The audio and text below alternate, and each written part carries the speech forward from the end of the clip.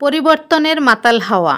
আসসালামু আলাইকুম প্রিয় বন্ধুরা, আপনি যদি আপনার অ্যাকাউন্টে লাইক রিয়্যাক্ট অব্যাহত রাখতে চান কিংবা একজন সাধারণ মানুষ হয়ে বাঁচতে চান, তাহলে 21 দশকের এই সময়ে আপনাকে যে কাজগুলো করতে হবে তা হলো পর্যায়ক্রমে ট্রেন্ডগুলো ফলো করতে হবে, ক্রমাগত আপনার ডিভাইস বদলাতে হবে, অথবা কোনো সেলিব্রিটি পেজ ও পোস্টে নিয়মিতভাবে উপস্থিত জানান দিতে হবে।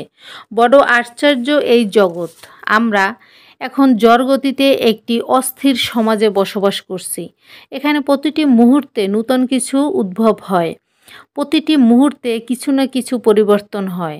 নর্থ ক্যারোলিয়ান বিশ্ববিদ্যালয়ের ইনস্টিটিউশনাল কমিউনিকেশন অধ্যাপক থিওডোর জন বলেছেন, আমরা এমন এক প্রজন্ম যারা পরিবর্তনকে গৌরব মনে করে। নূতন কোনো কিছু অনুসন্ধান করতে আমরা ব্যয় করি কেবল কয়েকটি সেকেন্ড, কয়েকটি মিনিট কিংবা কয়েকটি ঘন্টা।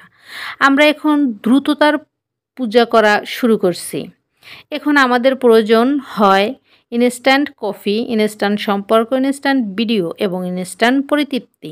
আমরা প্রতিটি কাজেই করতে চাই সর্বোচ্চ দ্রুততার সাথে।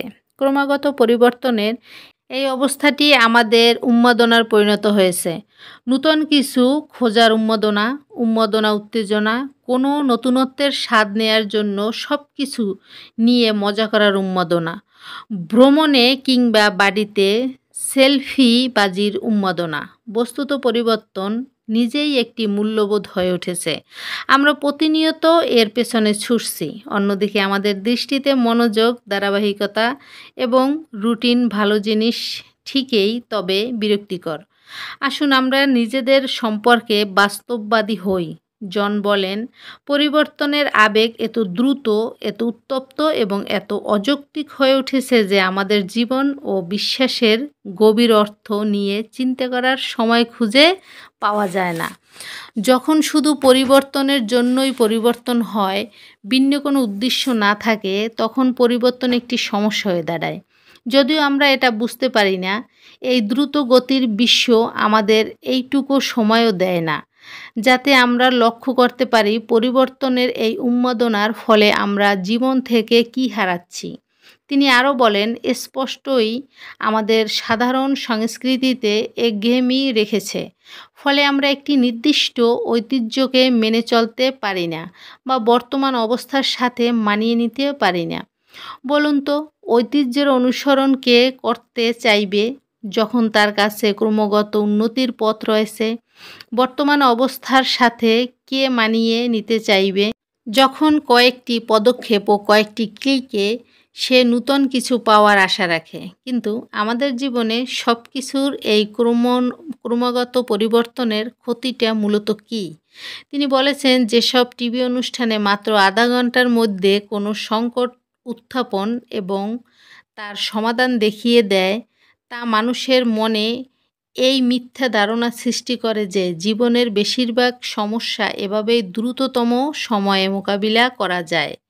নিউ ইয়র্ক ইউনিভার্সিটির সমাজবিজ্ঞানের অধ্যাপক রিচার্ড সেনেট স্পষ্ট করেছেন যে পরিবর্তনের এই ক্রমাগত সাংস্কৃতিক মানুষের জন্য ক্ষতিকর।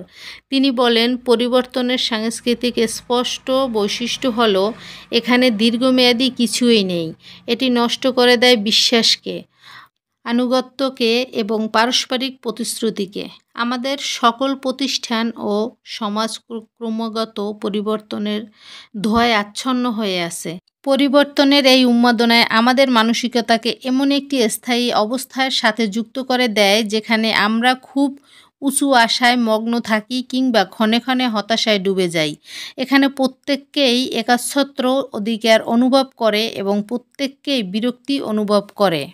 কিশোর প্রজন্ম সর্বক্ষেত্রেই দ্রুত কৃতিত্ব এবং তাৎক্ষণিক সাফল্যের প্রত্যাশা করে, এমনকি জীবনকেন্দ্রিক কোনো সমস্যার সামনেও। ফলে সে অতি সাধারণভাবে জীবন সম্পর্কে বিচলিত হতে শুরু করে এবং হতাশার চক্রে প্রবেশ করে। সে কত দায়িত্ব বহন করা থেকে যে পালিয়ে যায় তা আল্লাহ ছাড়া কেউ জানে না। এই ক্রমাগত পরিবর্তনের মানসিকতা জীবনের বাস্তবিক পরিবর্তনকে ক্ষতিগ্রস্ত করে। আমরা রকিং চেয়ারের মতো হয়ে গেছি, মনে অনেক নড়াচড়া করি কিন্তু কোথাও যাওয়ার ক্ষমতা রাখি না। আমরা অনেক কাজ করি কিন্তু জীবনে কোনো পরিবর্তন আসে না। এই একঘেয়েমিপূর্ণ দ্রুততার ফলে বাস্তবে কোনো জিনিস অর্জন করার ক্ষমতা আমরা হারিয়ে ফেলেছি। যেমনটি ইমাম শাফিঈ রহমতুল্লাহ বলেছেন, শিক্ষার্থী বিপদ হলো দরস ও অধ্যয়নের একঘেয়েমি এবং ধৈর্যহীনতা থাকা। এমন এক ব্যক্তি কখনোই জ্ঞানী হতে পারে না।